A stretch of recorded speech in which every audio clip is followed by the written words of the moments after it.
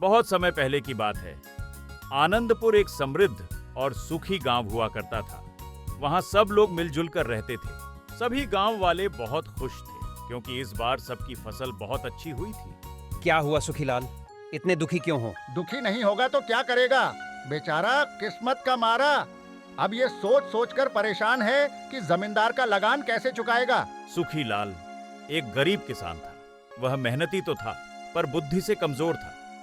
जहां गांव में इस साल सबकी फसल अच्छी हुई थी, वही उसकी फसल खराब हो गई थी क्योंकि उसे खेती के बारे में कम ज्ञान था। पर जमींदार कड़क सिंह अपना लगान वसूल किए बिना कहां रहने वाला था और यही चिंता सुखीलाल को सताए जा रही थी। क्या हुआ सुखीलाल, बड़े दुखी लग रहे हो? कड़क सिंह को लगान कैसे दूं ये समझ में नहीं आ रहा। मैं तो कहता हूँ जाकर कड़क सिंह के आगे हाथ जोड़ लो।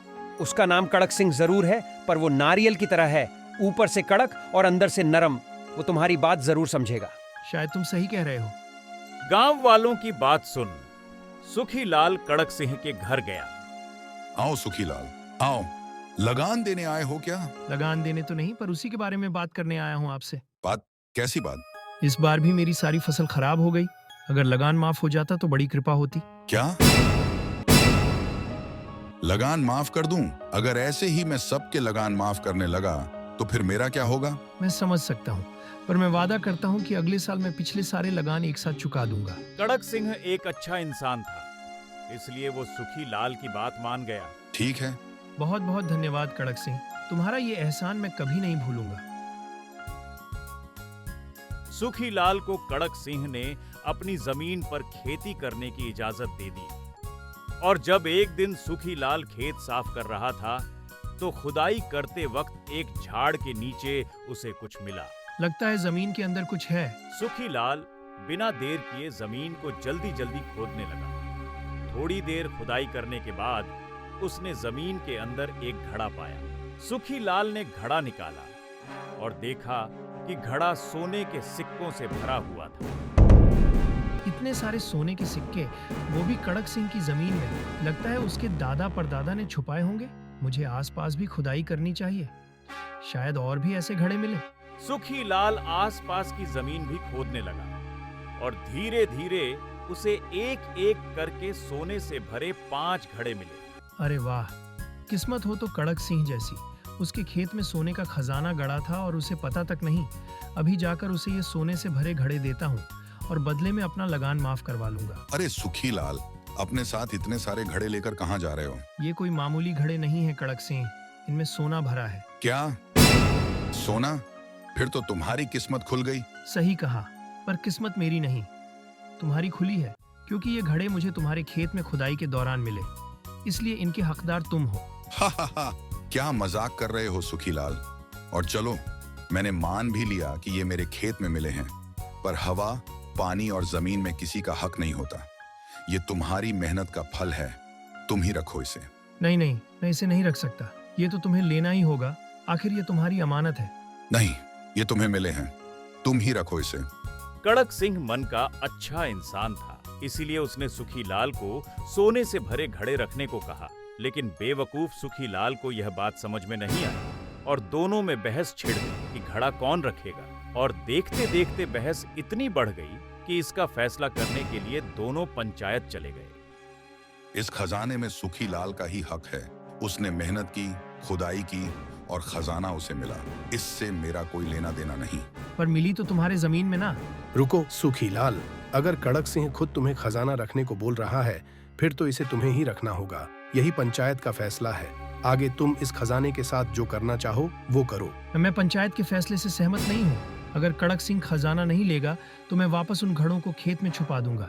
लोग सुखीलाल को ऐसे ही किस्मत का मारा नहीं कहते थे। जिस खजाने से उसकी सारी गरीबी दूर हो सकती थी, अपनी जिद और बेवकूफी के कारण उसने वह खजाना फिर से खेत में छुपा दिया। अब मैं निश्चिंत हो सकता हूँ। कभी मुझे कोई ये नहीं बोलेगा कि मैंने लालच में आकर कड़क सिंह का खजाना रख लिया। इस तरह कई साल बीत गए और सुखीलाल और कड़क सिंह के खजाने की कहानी पूरे गांव में प्रसिद्ध हो गई। कुछ साल बाद सुखीलाल और कड़क सिंह दोनों चल बसे और उनके बेटे बड़े हो गए। फिर एक दिन सुखीलाल के बेटे सुखिया को खजाने के बारे में पता चला। वाह काका, मेरे पिताजी के पास इतना खजाना था, फिर भी हमें गरीबी की जिंदगी बितानी पड़ी। मैं अभी जाकर वो खजाना ले आऊंगा। सुखिया बिना देर किए उस खजाने को लेने कड़क सिंह के खेत में चला गया और 5 घड़ों को जमीन खोदकर निकाल लाया।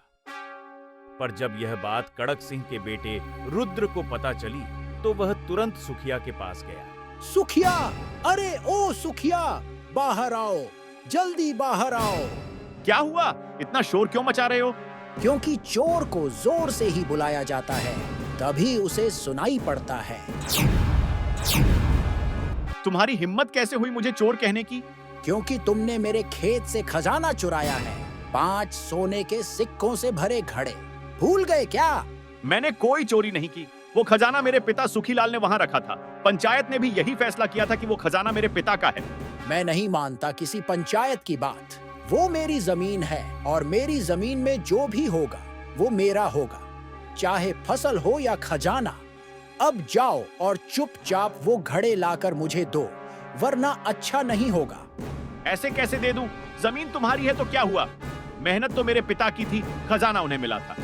खजाने को लेकर सुखिया और रुद्र में लड़ाई हो गई। दोनों को खजाना चाहिए था। दोनों पंचायत में गए। उस खजाने के बारे में पंचायत पहले ही फैसला कर चुकी थी। फिर भी अगर तुम दोनों आपस में सुलह करके आधा आधा खजाना बांट लो तो इस समस्या का हल निकल सकता है। आधा आधा क्यों? ये खजाना पूरा का पूरा मेरा है। नहीं, मेरा है। अगर तुम लोगों को पंचायत के फैसले पर भरोसा नहीं है तो तुम राजा के पास जा सकते हो। सरपंच की बात मानकर सुखिया और रुद्र खजाने का फैसला करने के लिए राजा के पास गए और राजा को पूरी कहानी सुनाई। तो ये बात है, हमारे राज्य में इतना बड़ा खजाना मिला है और तुम लोगों ने अपने राजा से ही ये बात छुपाई। ये तो अपराध है। कैसा अपराध महाराज? मूर्ख, तुम्हें पता नहीं है कि राज्य में अगर कोई भी खजाना मिलता है तो उस पर वहाँ के राजा का हक होता है। पर महाराज, परवर कुछ नहीं। सिपाहियों, इनसे खजाना लेकर राजकोष में जमा कर दो और राजा से इतनी बड़ी बात छुपाने के अपराध में इन्हें 10-10 कोड़े का दंड दिया जाता है। क्या? क्या दंड? क्षमा कर दीजिए महाराज। हमें खजाना नहीं चाहिए, खजाना पर नहीं कोड़े चाहिए, मत मारिए। पर कोड़े मत मारिए। दंड तो तुम्हें मिलेगा ही, ताकि आगे चलकर कोई ऐसा ना करे। सिपाहियों, ले जाओ इन्हें। रुद्र, हमें आधा आधा खजाना बांट लेना चाहिए था। सही कहा सुखिया, खजाना तो गया ही हाथ से, अब कोड़े भी खाने पड़ेंगे। इस तरह राजा ने खजाना ले लिया और सुखिया और रुद्र के हाथ खजाने की जगह सजा आई।